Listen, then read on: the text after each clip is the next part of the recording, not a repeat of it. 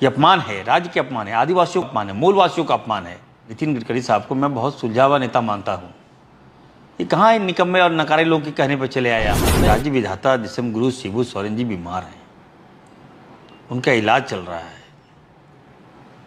सारा काम छोड़ के हम वहाँ लोग दिल्ली में कैंप किए हुए हैं।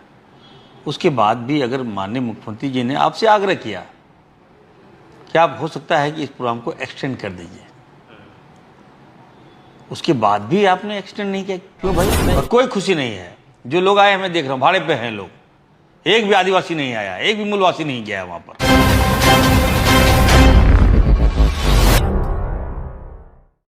ये अपमान है, राज्य के अपमान है, आदिवासियों का अपमान है, मूलवासियों का अपमान है। नितिन गडकरी साहब को मैं बहुत सुलझावा नेता मानता हूँ।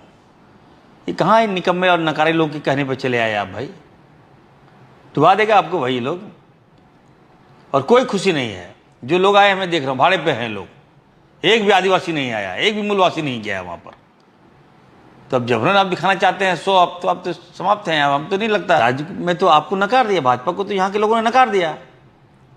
और आपने आप चले आए, आप क्या किए? पैसा दिए, कितना दिए? 60-40 दिए होंगे। पैसा तो हमारा भी है उसमें, ठीक है। आपने फुल माले फुल पेमेंट दिया, तो जमीन तो मेरा गया, विस्थापित हमारे लोग हुए, आदिवासी लोग विरोध, आदिवासी की जमीन गई।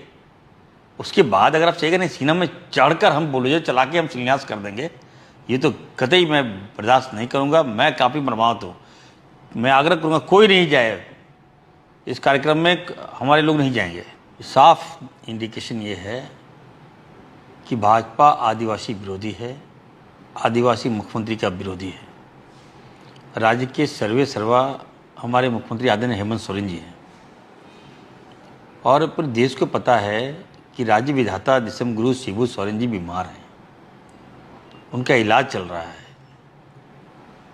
सारा काम छोड़ के हम वहाँ लोग दिल्ली में कैंप किए हुए हैं। उसके बाद भी अगर माननीय मुख्यमंत्री जी ने आपसे आग्रह किया कि आप हो सकता है कि इस प्रोग्राम को एक्सटेंड कर दीजिए, उसके बाद भी आपने एक्सटेंड नहीं किया, क्यों भाई? क्या राज्य को सेंट्रल से समन्वय नहीं बनाना चाहिए?